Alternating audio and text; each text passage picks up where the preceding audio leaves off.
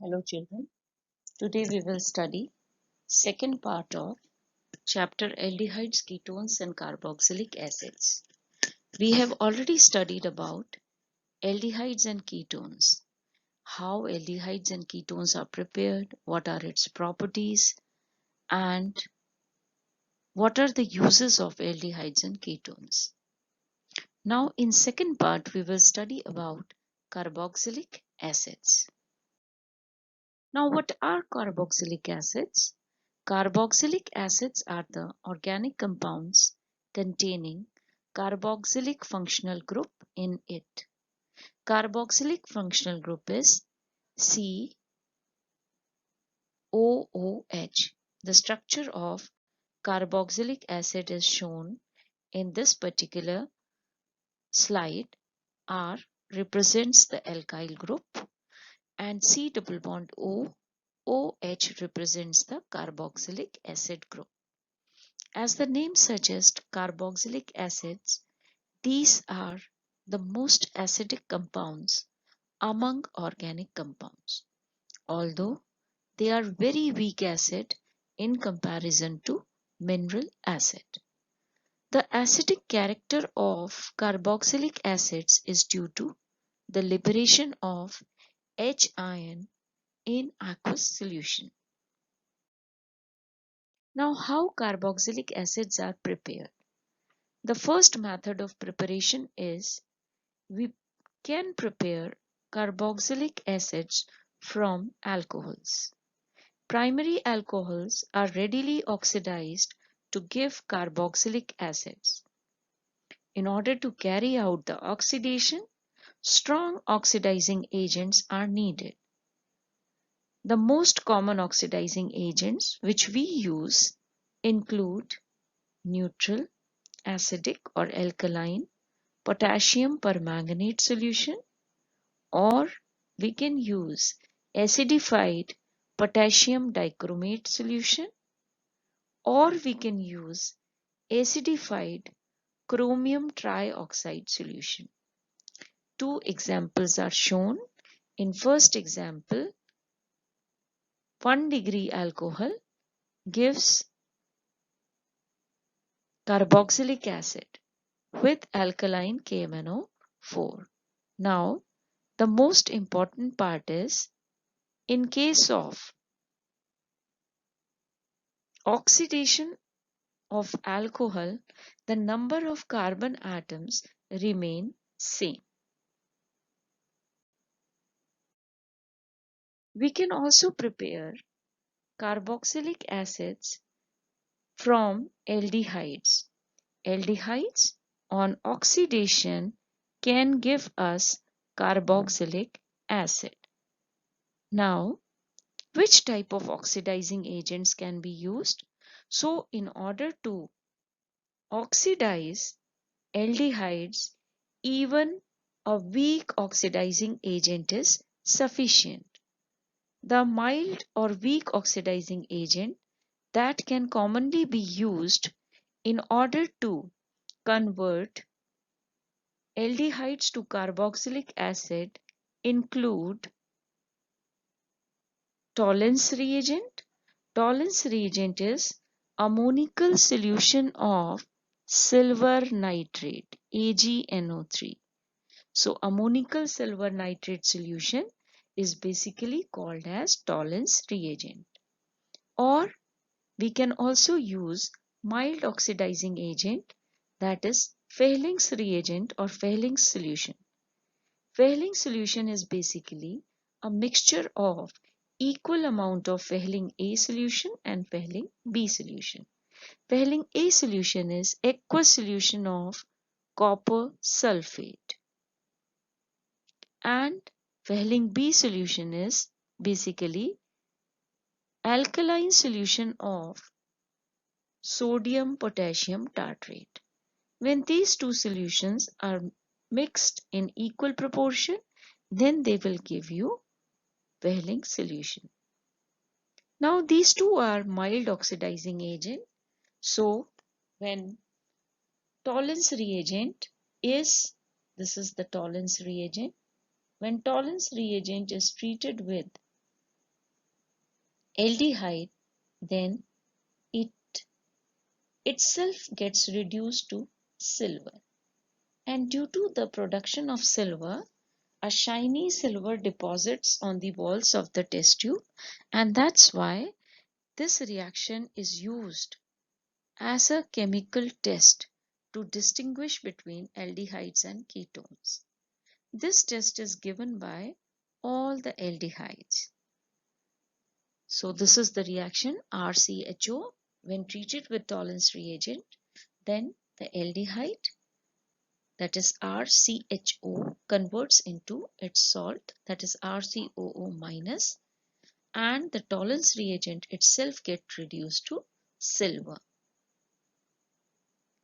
Similarly, if we use Fehling solution, then Fehling solution can be represented by Cu2 plus ion, and the alkaline medium is shown with the help of OH minus ion. When we treat an aldehyde with Fehling solution, then the aldehyde gets converted to carboxylic acid, while the Fehling solution itself gets reduced to give red precipitate of cuprous oxide. So this reaction is also used as test in order to distinguish between aldehydes and ketone. So this cuprous oxide is in the form of precipitate and is red in color. So red PPT is obtained. This reaction is also given by aldehydes. So these two reactions are also used as test in order to distinguish between aldehydes and ketones. All the aldehydes except benzaldehyde gives Fehling solution test, while Tollen's test is given by all the aldehydes. Carboxylic acids can also be prepared from alkyl benzenes. If we want to prepare aromatic carboxylic acid, then we can take alkyl benzenes. In order to convert alkyl benzenes into carboxylic acid, again we will require acidic or alkaline potassium permanganate solution, and we have to heat the alkyl benzene with it. When we heat it, then first the salt of the acid salt will form, and then when it is acidified, it will give us aromatic carboxylic acid. So here alkyl benzene is shown. In this particular reaction, the most important point is irrespective of the length of the alkyl group, we always get benzoic acid. Means if alkyl group is methyl, then also we get benzoic acid, and if it is ethyl, then also we get benzoic acid. So irrespective of the length of the alkyl group or number of carbon atoms present in the alkyl group, it will always oxidize to give carboxylic acid. This reaction is very important from examination point of view as well. We can also prepare carboxylic acids from alkenes. Again, if we want to convert alkene into carboxylic acid, strong oxidizing agents are needed. So we can use acidified potassium permanganate or acidic potassium dichromate solution. So both will convert the alkene into carboxylic acid. But in this case, the number of carbon atoms will get reduced. If you see here, two alkyl groups are there and two carbons are there. But when the carboxylic acid which is formed has one alkyl group and one carbon. So in this case, basically, the number of carbon atoms get reduced. If two different alkyl groups are present, for example, in the second case, here R is there, here R1 is there, then you get a mixture of carboxylic acid. So simply it will be cleaved from double bond and we are going to get 2 carboxylic acid. So in this reaction, carbon atoms will get reduced. This is the cyanide,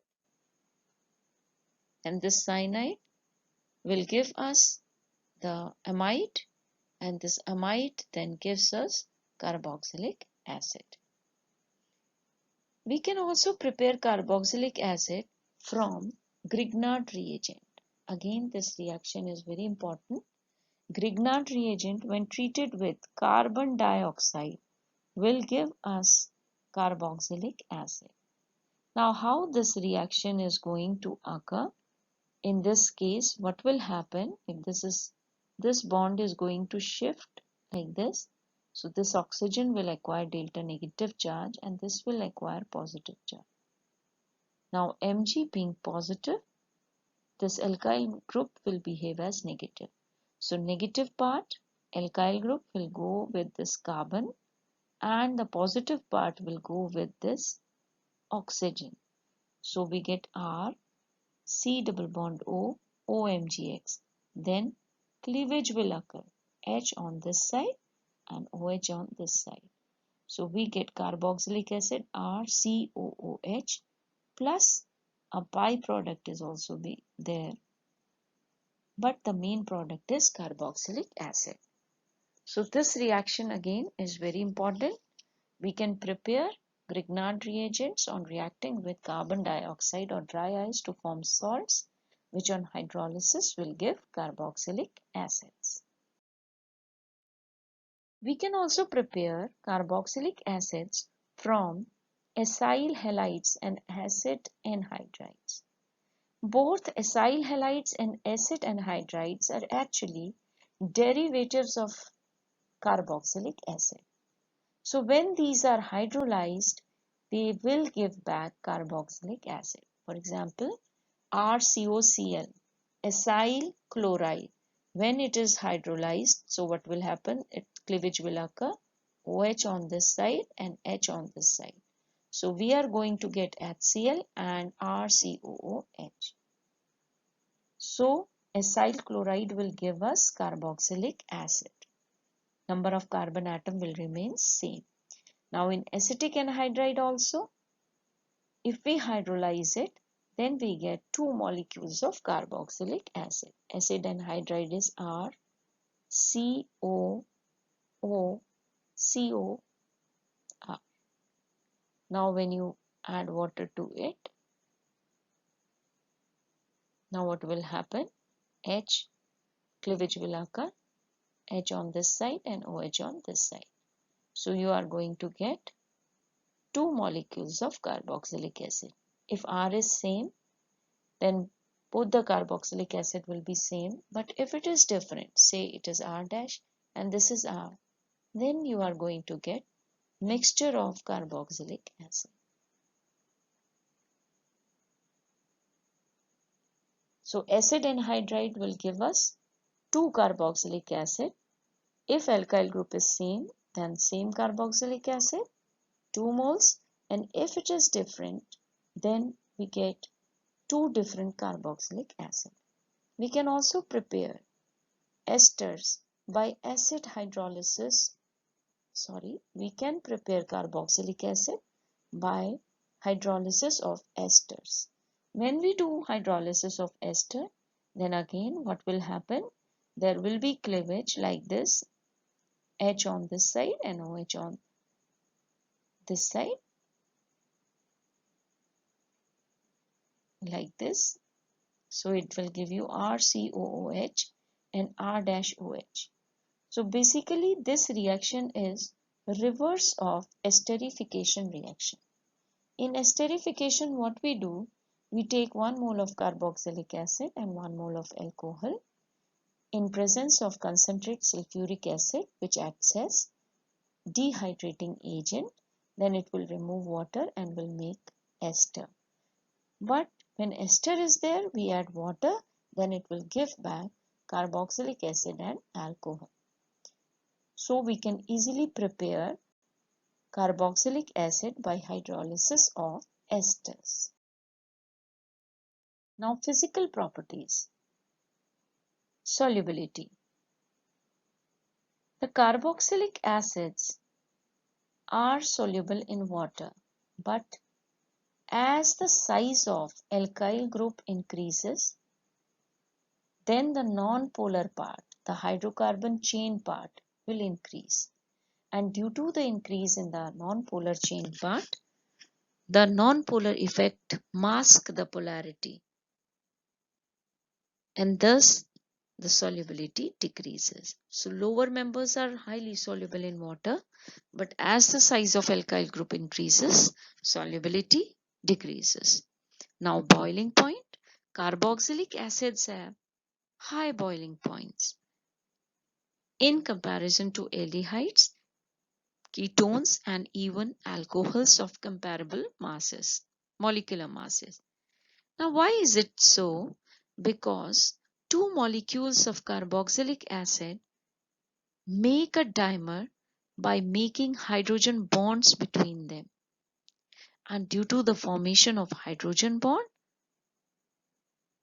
it becomes difficult to break that bond. And that's why they have very high boiling points.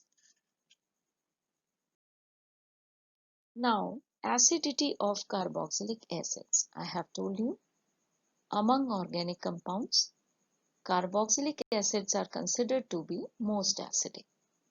But in comparison to mineral acid, their acid strength is very less. Now, the strength of acid depends upon many factors. The first one is extent of ionization, which depends on stability of anion formed. If electron donating substituents are present on carboxylic acid, then these electron donating substituent release the electron towards the carboxylic group and decreases the stability of carboxylate ion formed, and thus the acidity is going to decrease. If electron withdrawing groups are there, then they will withdraw electrons, and the stability of carboxylate ion by delocalizing negative charge increases, and thus the acidity of carboxylic acid also increases. So the simple point is, if electron withdrawing groups are there like NO2, Cl, fluorine, then the acid strength is going to increase. And if electron releasing groups like methyl group, that is the alkyl group, is present, then the acidity is going to decrease.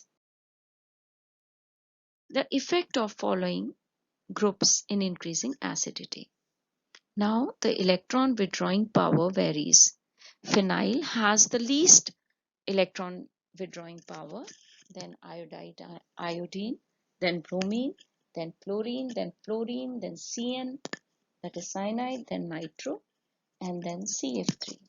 It means CF3 is having most electron withdrawing effect, and because of this, if CF3 is present, then the acidity is going to increase most in case of CF3. Then if NO2 is there, it will be slightly less than CF3. So effect of number of electron withdrawing groups. More the number of electron withdrawing groups, more will be the acid strength.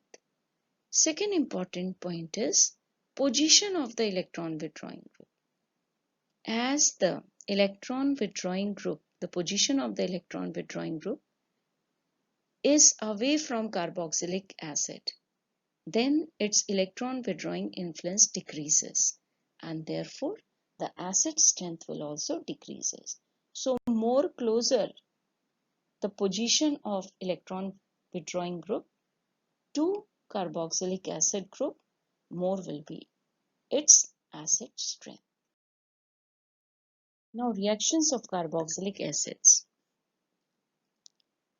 Carboxylic acids basically involve two types of reactions.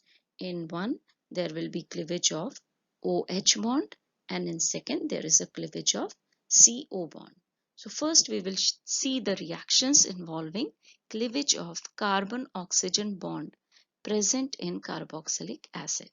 So carboxylic acids on heating with mineral acids such as concentrate H2SO4 or H3PO4, right? We can use any mineral acid like H2SO4 or H3PO4, or we can use P2O5 also, phosphorus pentoxide.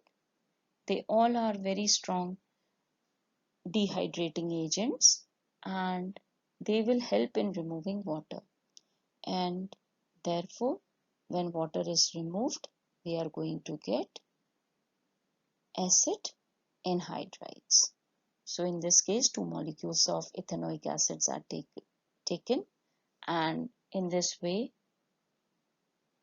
water will be eliminated and we are going to get CH3CO,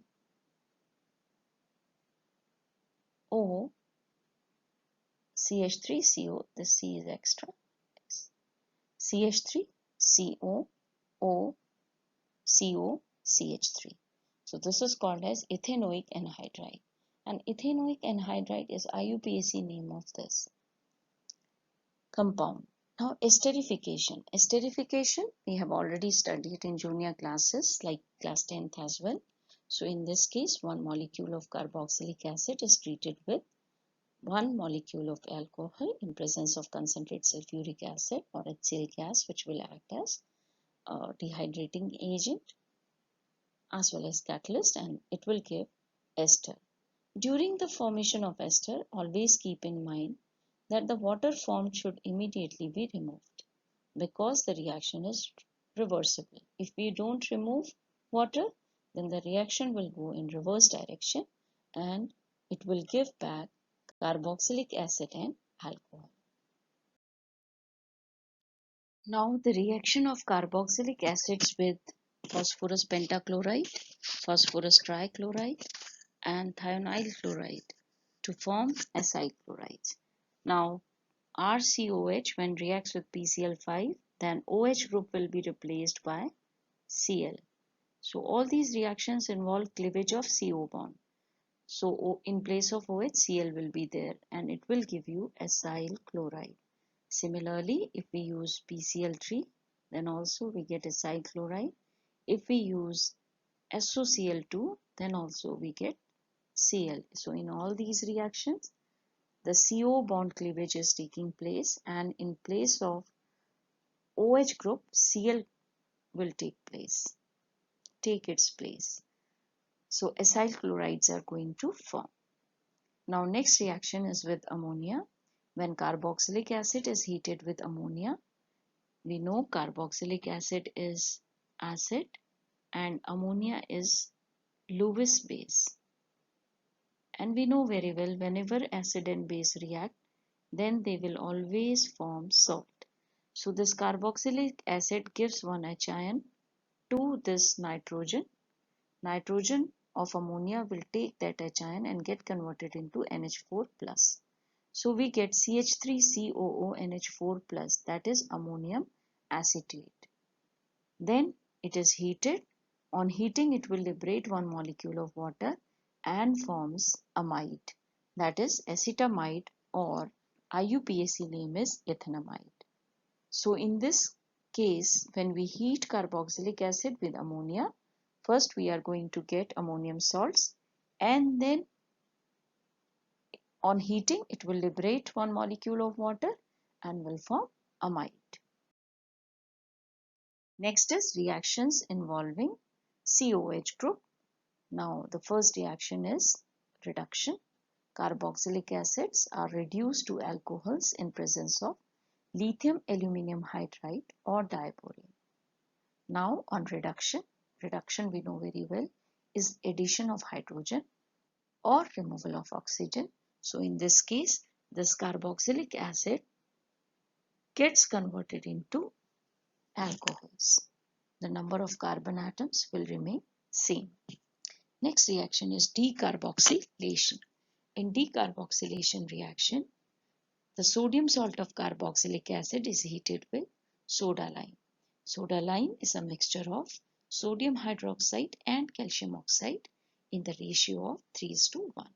On heating, it will liberate one molecule of Na2CO3 and will make alkane.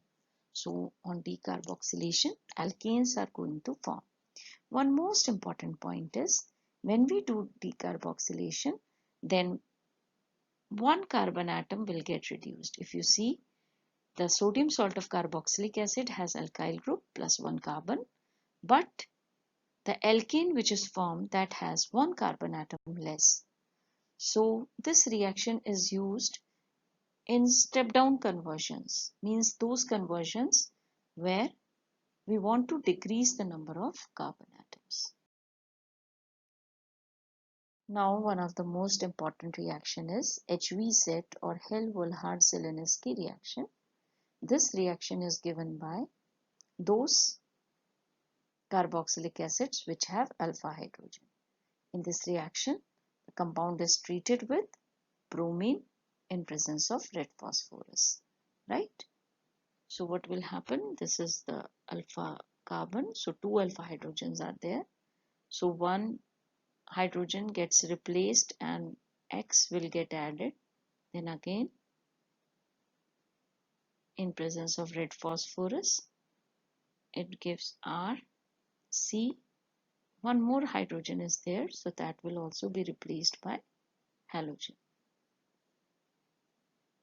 So this reaction is called as HVZ reaction, and this is one of the most important name reactions. Now ring substitution in aromatic acids.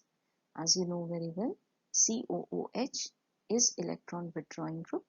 Therefore, on electrophilic substitution, it will give meta-directing products. So very simple, when we do nitration, then NO2 will go to the meta position. So meta-nitrobenzoic acid is going to form. Similarly, when we do bromination in presence of FeBr3, then the bromine will again go to meta position.